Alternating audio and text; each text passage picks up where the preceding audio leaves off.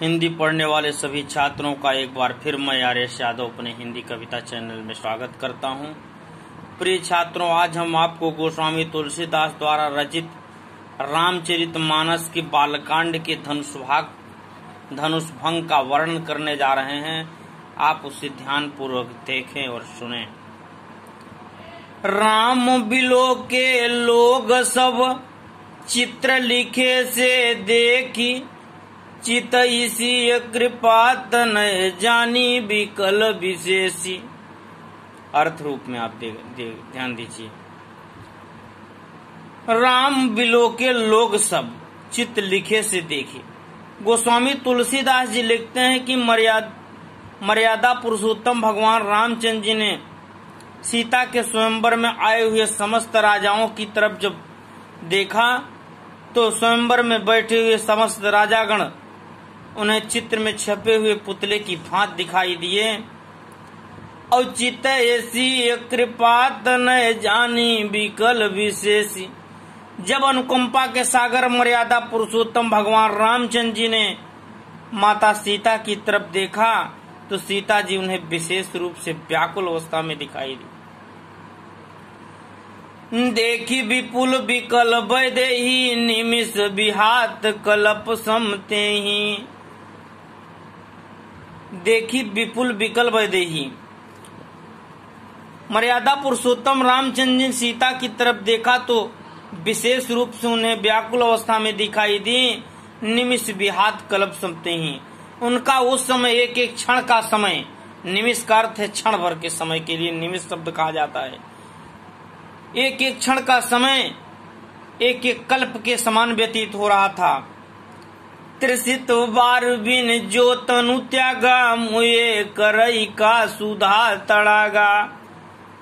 गोस्वामी तुलसीदास उदाहरण स्वरूप कहते हैं, लिख रहे हैं कि कोई व्यक्ति जब जल के लिए अगर अपना प्राण त्याग दे तो मुए करई का सुधा तड़ागा। मरने के पश्चात यदि उसके सामने अमृत रूपी तालाब भी लाकर रख दिया जाए तो उससे कोई लाभ होने वाला नहीं है। कहे का वर्षा सब कृषि सुखाने, और समय चूंकि पुण्य का पछताने। वर्षा हुई तब जब फसल सूख गई, समय चूक पुण्य का पछताने। अर्थात समय निकल जाने के पश्चात पश्चाताप करने से कोई लाभ होने वाला नहीं है। अस जिय जानी जान की देखी, प्रभु पुल के लखी प्रीति विशेषी। अस जिय जान जान की देखी। ऐसा जान करके सीता जी मर्यादा पुरुषोत्तम भगवान रामचंद्र जी की तरफ देखती हैं। प्रभु पुल के लखी प्रीति विशेषी।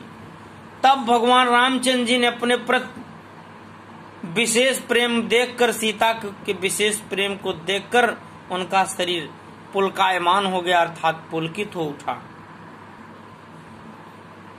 गुरु ही प्रणाम मन ही मन की नायति लाघ उठाई धनु लीना। तब मर्यादा पुरुषोत्तम भगवान रामचंद्र जी ने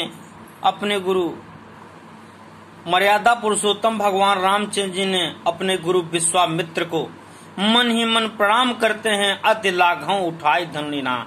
और तीव्रता के साथ तो भगवान शिव के वरदान से धनुष को उठा लेते हैं। दम के दामिन जिम जब लगयूं, पुण्य नभ धनु मंडल संभयूं। दम के दामिन जिम जब लगयूं।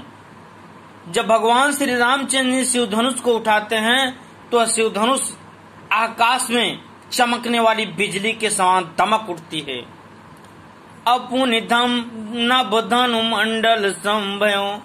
और पूरा आकाश मंडल धनुष मंडल के समान हो जाता है।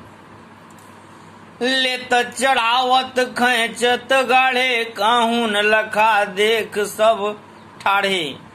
मर्यादा पुरुषोत्तम भगवान रामचंद्र जी को शिव धनुष लेते हुए और उस पर डोरी चढ़ाते हुए तथा उस पर उसे खींचते हुए कोई नहीं देख पाया। काहू न लखा देख सब ठाढ़े। सब खड़े के खड़े रह गए, कोई उन्हें देख नहीं पाया। इतनी तीव्रता के साथ उन्होंने शिव धनुष को उठाया।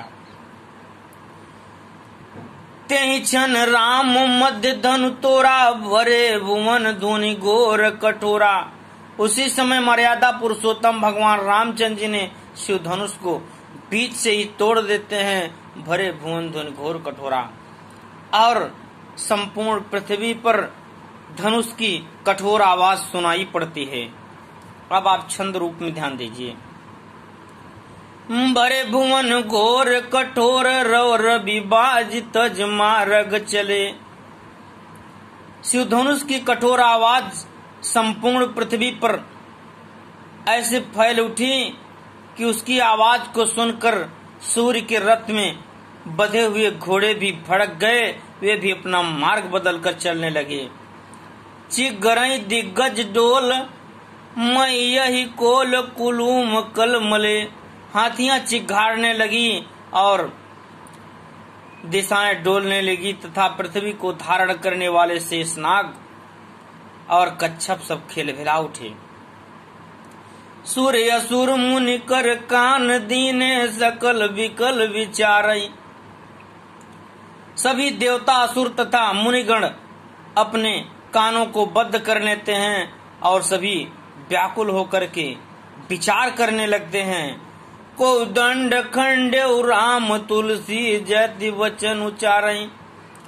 तब उसी समय किसी ने आकर के यह बताया कि मर्यादा पुरुषोत्तम भगवान रामचंद्र जी ने शिव धनुष को तोड़ दिया है। अब आप काव्य सौंदर्य रूप में ध्यान दीजिए।